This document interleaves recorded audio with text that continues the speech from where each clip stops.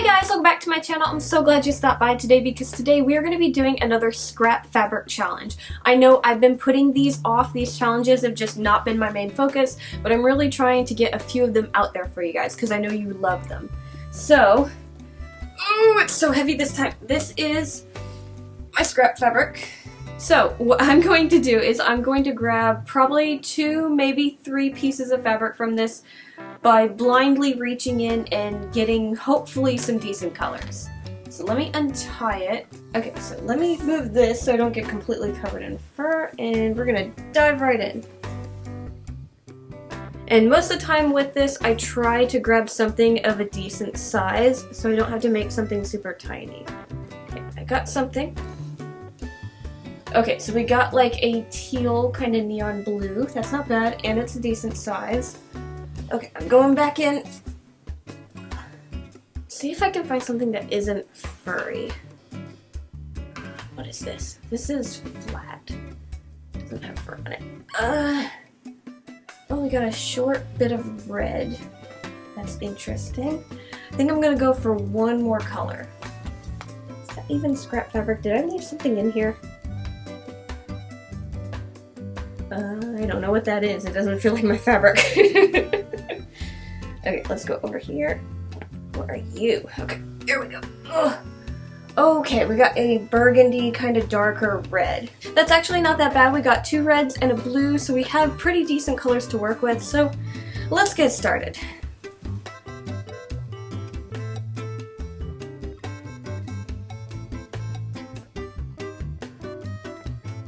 Okay, so normally when I do my projects, I start on the clay pieces first, but since we're doing a scrap fabric challenge, I figured we start on the fabric first and get all the sewing done, and then we can move on to the clay pieces. So let's get a better look at the fabric that we ended up getting. I ended up getting a very long fur fabric in a bright blue. This one is kind of small, so we'll probably end up using it for maybe a highlight or extra details here and there. It probably won't be used for the body. Now, on the other hand, our second piece of fabric is quite large, so this will probably be our main fabric for the body.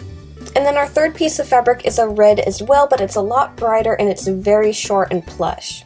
So I think what I want to do with these colors is I want to make a dragon. And since we don't have a lot of fabric to work with, I'm going to keep this piece kind of smaller and more of a cutesy style. It's not going to be hyper realistic or anything like that. We're just going to do something fun. So the pattern isn't anything special, it's just some basic shapes that we're going to use to make the body. So the first bit of sewing that we're going to do is we're going to sew our side pieces together. So the main body is going to be the darker, more burgundy red, and then the belly is going to be the brighter red. And we're just going to sew these 2 pieces together to make the sides. And then for the back of the dragon, I'm going to be using that blue that we have, and I'm going to make a strip of fur that's going to go down the back of it. So I just cut a long strip for the same length as the body, and we're going to sew the 2 body pieces to this. After that, you should have something like this, just one solid piece for the body. Moving on to the fabric for the legs, these are also going to be the darker red. So this dragon is going to have a set of front legs and back legs, and each one has an inside portion for the leg and an outside portion. Now we need to take these pieces, sandwich them together with the fur on the inside, and we're going to sew down just the fronts. And the backs are going to be left open so that we can stuff and close everything up later when we're putting it together.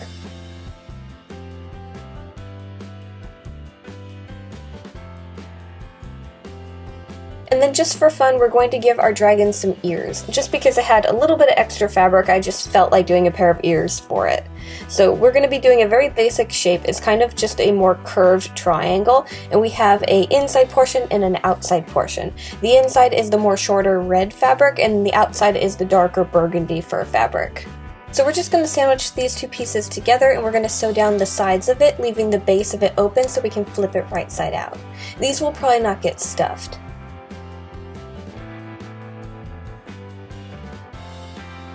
And then of course our dragon needs some wings, so I'm going to leave these very simple and cute. Also, I'm kind of running out of the red fabric and I wanted these to stand out, so we're going to be using the brighter red.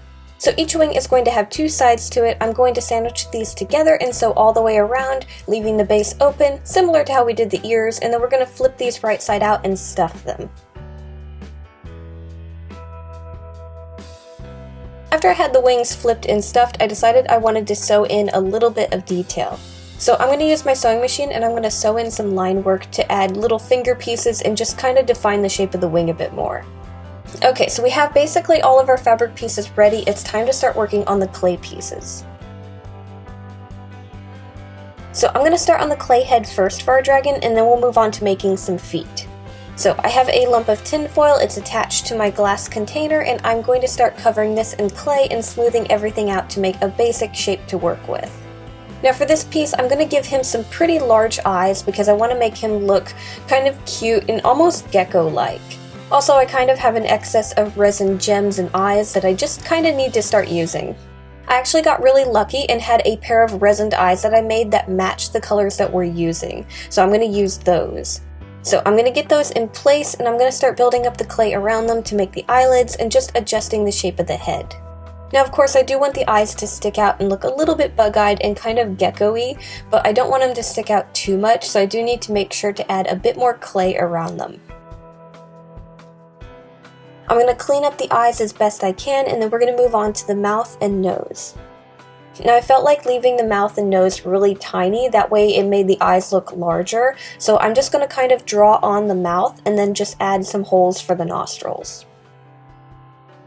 Also, I kind of wanted to add a little bit more decoration to the face, so I added one more piece of resin, just kind of a glittery piece that I had to decorate right between the eyes. So I'm just going to push that in, and then I'm going to continue adding some detail to the face. So I think mainly right now we're just adding texture and kind of adding a few scales here and there. For the scales, I'm really not adding much detail to them, I'm just kind of adding some line work here and there. And then after I'm done adding all the scales and texture to the face, and I'm really happy with how it looks, I'm going to clean up the edge around the base of the head, and then I'm going to put this in the oven at 275 Fahrenheit for probably 45 minutes. Moving on to the clay legs, I left them extremely simple. I didn't even make a wire frame ahead of time. Basically, I just have a piece of bent wire, and this is going to be what we hold on to while we sculpt it. So I'm going to put a ball of clay at the end of this, and then we're going to add other pieces of wire to this to make the toes. So all these little pieces of wire are cut the same, and I'm just going to push them in where I want the toes. So I'm going to do that, and then I'm going to pre-bake these for probably like 15 minutes at the 275 Fahrenheit. And then once those are out of the oven and have cooled, we can add claws to the tips of the wires. Now, even though this way is simpler because you don't have to make a wire frame for it, I do have to do one extra bake between putting the wires into the ball of clay and adding the claws. So after we get the claws done, we're going to put that in the oven again for another 15 minutes. And then once that's out of the oven, again, we can start working on the bottoms of the feet. So I'm going to be using balls of clay for this and laying them out because I want the toes to be nice and chubby, kind of like baby creature toes. So I'm going to cover all the wires with those balls of clay, and I'm going to blend them together and add some texture to it. Then we're going to put this in the oven again for about 25 minutes this time at the 275 Fahrenheit.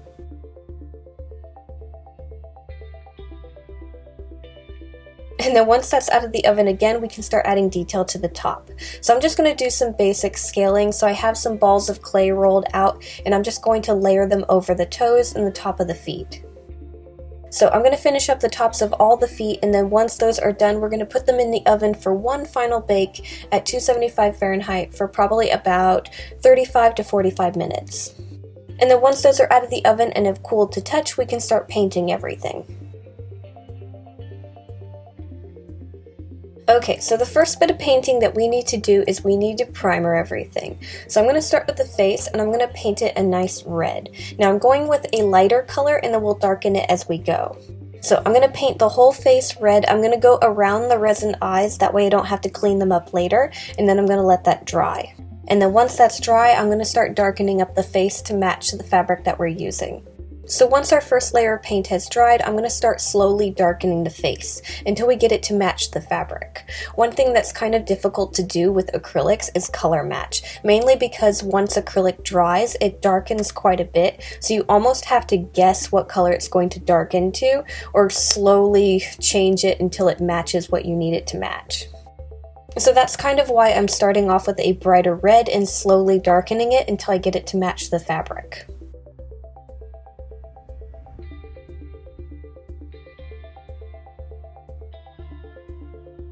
And then after that, I'm going to take a blue. I'm not really going to be super picky on it matching the blue that we currently have because all of the blue that we currently have doesn't really match anyways. The eyes, the gems, even the fur fabric is just slightly different. So I'm just going to get something very similar to it and paint the details.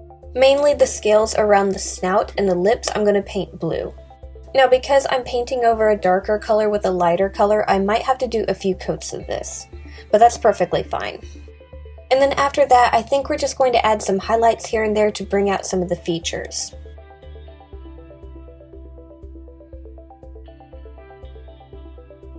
Moving on to the clay legs, I'm going to start primering them with the same red that we primered the face. Now with the bottoms of the feet, I think I'm going to leave them brighter, kind of matching the fabric that we're using for the belly instead of darkening them up to match the face. And then I'm going to use that blue that we used to paint the scales on the face to paint the scales on the tops of the feet. And then the claws are going to be a black, and I'm going to also add a little bit of a highlight to the tops of the feet. So I'm going to paint all 4 of our feet. Once all of our painting has dried, I'm going to mix up some resin and paint it over everything. This is mainly to help protect the paint from chipping and stuff. So that's going to have to cure overnight, so the next morning we can put everything together. Okay, so the first thing that we're going to do to put everything together is add the wings to the body. So I'm going to take that body piece that we made and I'm going to draw out some lines where we're going to add the wings. And then I'm just going to cut those little slits, and then we're going to push our wings into the holes and we're going to sew everything up.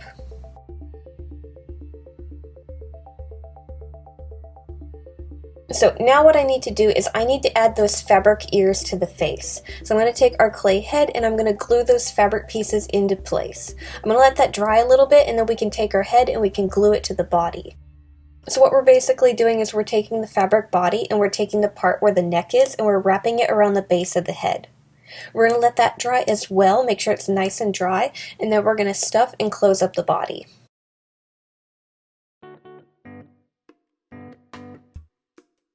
Now honestly, you could probably stop right now because he kind of looks cute without legs, but I'm going to continue and I'm going to add the legs to him.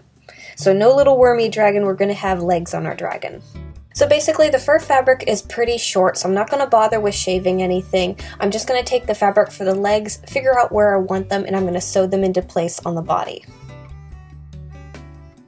And then I'm going to take our clay legs and we're going to glue these to the ends. Basically, we're going to put glue around the base of the foot and we're going to wrap the fabric around that, closing it off.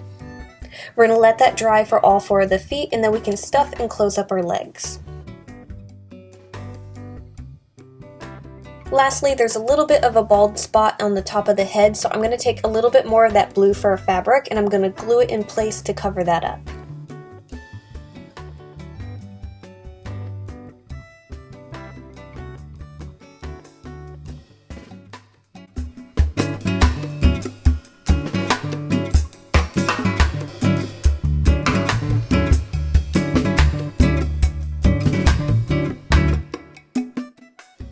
Okay guys, and that is the dragon that I ended up making with my scrap fabric. I love the colors that we ended up getting. I had a lot of fun, and I kind of want to do another one pretty soon, so if you guys want to see another scrap fabric challenge, let me know down below. Also, I'm going to have him along with a bunch of other creatures in my Etsy shop, so check the links down below. I also have a few sales going on as well. Thank you guys so much for watching. Make sure to like, subscribe, do all that fun stuff, and I'll see you guys next time. Bye!